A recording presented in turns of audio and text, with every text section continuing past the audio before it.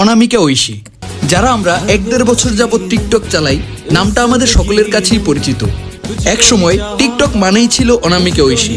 তার video always trending এ থাকতো, তার অডিয়েন্সরাও তাকে অসম্ভব ভালোবাসত।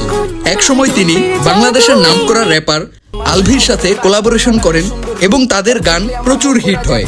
আস্তে আস্তে তারা রিলেশনের দিকে এগিয়ে যান এবং অনামিকা ঐশী রিলেশনে একটু বেশিই দুর্বল হয়ে পড়েন।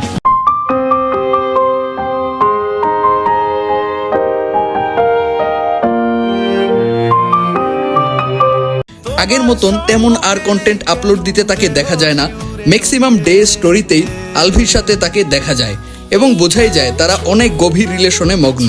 দিনকে দিন অনামিকা ঐশীর কাজের পরিমাণ কমে আসতে থাকে এবং তিনি শুধু তার রিলেশন নিয়েই ব্যস্ত হতে দেখা যায়। ধীরে ধীরে আলভির প্রতি তার ডিপেন্ডেন্সি অনেকটাই বেড়ে যায় এবং কাজের প্রতি ইন্টারেস্ট কমে যায়। এরপর দিন শেষে সেটাই হয় যেটা সবার সাথেই হয়ে থাকে, যেটা হওয়ার ছিল। একসময় আলভি তাকে ছেড়ে চলে যায় এবং সে প্রচণ্ড ডিপ্রেশনে ভুগতে থাকে।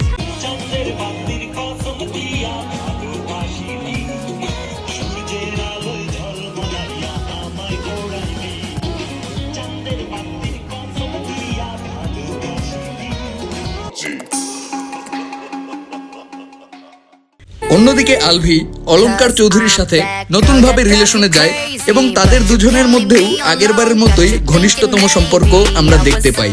অর্থাৎ অনামিকা ঐশীকে যেভাবে খেয়ে ছেড়ে দিল, অলঙ্কার চৌধুরীর সাথেও ওই রকমই আমরা কিছু না কিছু টের পাচ্ছি। তবে এক্ষেত্রে একটু ভিন্নতা লক্ষ্য করা যায়। অলঙ্কার চৌধুরী অনামিকা ঐশীর মতন সবকিছু ছেড়ে তার সাথে রিলেশনে নেই।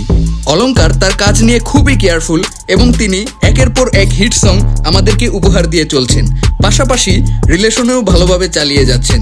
সো দেখা যাক এখন তাদের রিলেশন কোথায় গিয়ে ঠেকে।